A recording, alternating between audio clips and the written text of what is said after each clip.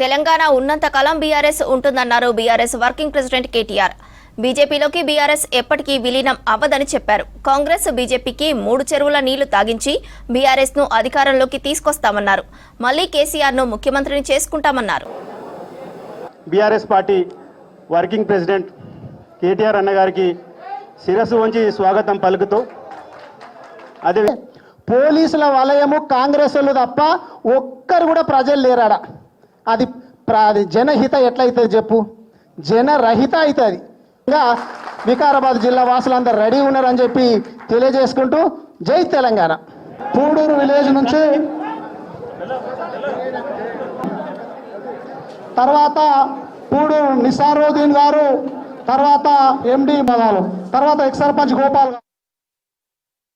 రాహుల్ గాంధీతో నీ దోస్తీ ఒక పెద్ద డ్రామా, మోడీ గారితో నీ కుస్తీ ఇంకా పెద్ద డ్రామా, చంద్రబాబుతో నీ దోపిడి, చంద్రబాబు చేస్తున్న జల దోపిడీ విషయంలో నువ్వు ఫైటింగ్ చేస్తున్నట్టు చేసుడు అది పెద్ద డ్రామా, నీ మేనిఫెస్టో ఒక పెద్ద డ్రామా, నీ డిక్లరేషన్ దానికంటే పెద్ద డ్రామా, అన్నిటికీ మించి అసలు నువ్వు కాంగ్రెస్ పార్టీలో ఉంటావని నమ్మించుడే దానికంటే పెద్ద డ్రామా.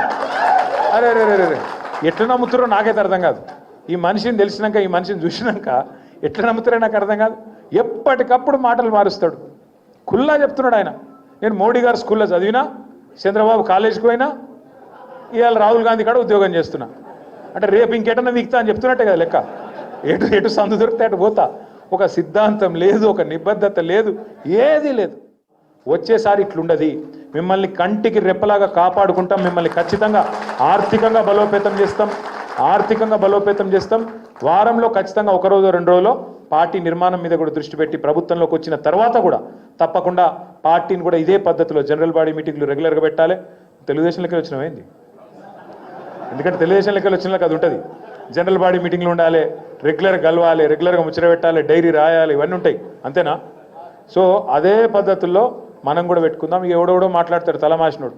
ఎవడు అంటాడు బీఆర్ఎస్ ఉండనే ఉండదు, బీజేపీలో పోతుంది అంటాడు. మనకేం కర్మ, నాకు అర్థం కాదు.